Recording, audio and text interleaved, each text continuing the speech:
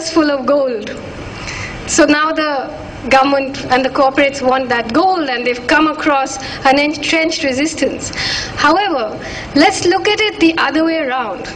You know, that you have forest villages deep in the forest, take 3, 4, 5 days to walk to get there. That village is surrounded by sometimes 1,000 CRPF.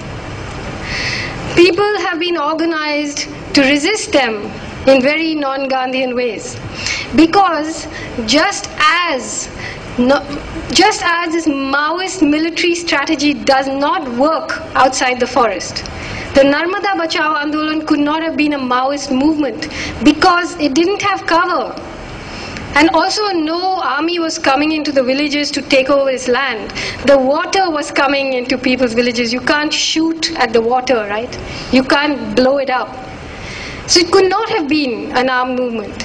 Similarly, inside Dandakaranya, you could not have had a movement where there was no audience.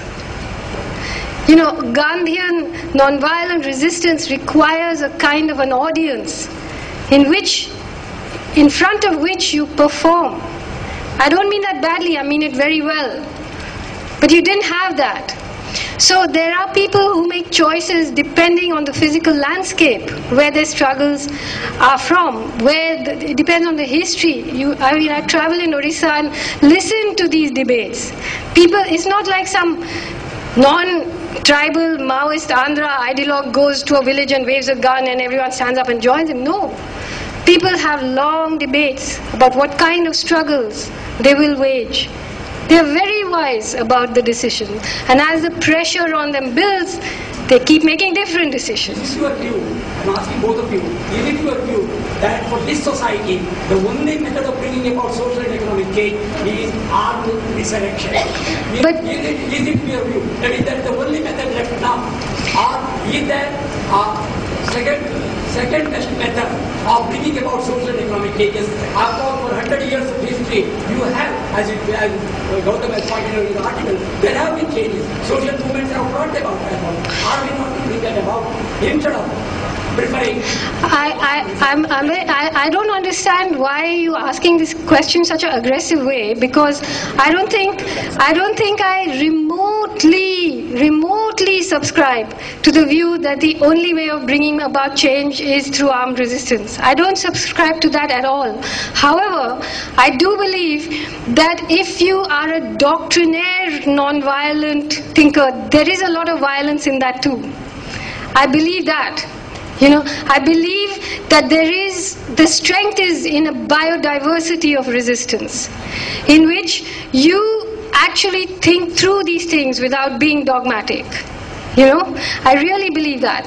And because if you actually say, no, this is the only way, or no, this is the only way, you lose both ways. Even if you say the only way is non-violent, you're lost. You're completely a supporter of the middle class cause then. You know? So I think you have to think on your feet like a boxer in the ring. You have to land on your feet. You have to think fast, and you have to think always. But I don't believe that the only way is through armed struggle at all. Actually, I don't even think the Maoists believe that.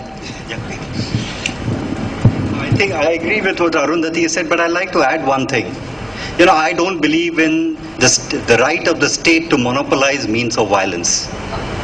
I am deeply skeptic. No, it's from this. My support for right of people to be armed is because I reject this notion of the state should or ought to have a monopoly over means of violence. It's only when the state, that's why I say, it has to be no to war against our people. When that is achieved, then and then only will I believe in the possibility of people being able to fight to transform the state and society peacefully. Otherwise, I believe that a combination of the two is very, very necessary, because the state and the ruling classes are not going to give in. And to cite an example from a neighboring country, where the Maoists, having come so close to Caesar of power, they stuck a compromise, and they forced all the 12 political parties to agree to an elected constituent assembly to set up a new constitution. And the kind of problems that they have encountered should also be something that we should take into account when we come out with a categoric rejection of the usefulness or the need to also be armed. I mean, how many people stood up and preached non-violence to the Indian state about Kashmir?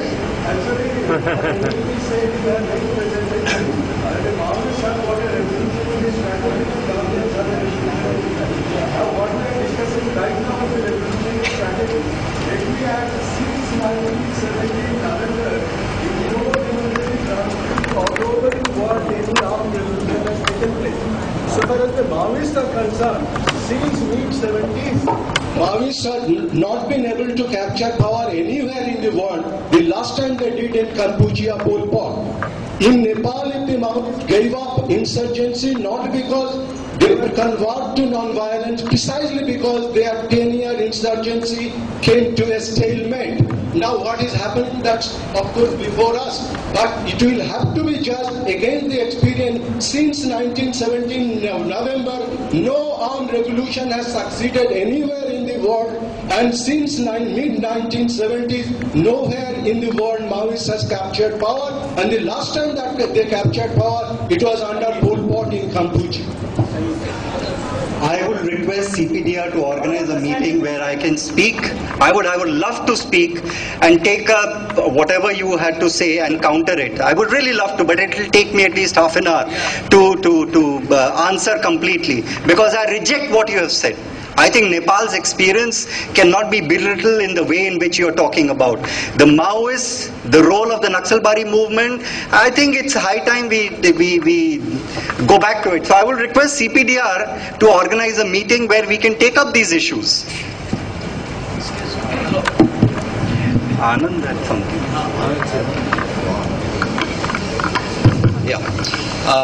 Basically, I completely share your desire for the bauxite to remain in the mountain and your apprehension that the Maoists will not necessarily guarantee that. I don't think that question has been raised within the party or been discussed. I don't know what their current understanding of it is. What worries me is that I don't believe that a few thousand people armed in the Red Corridor can bring the revolution in India, especially if it is not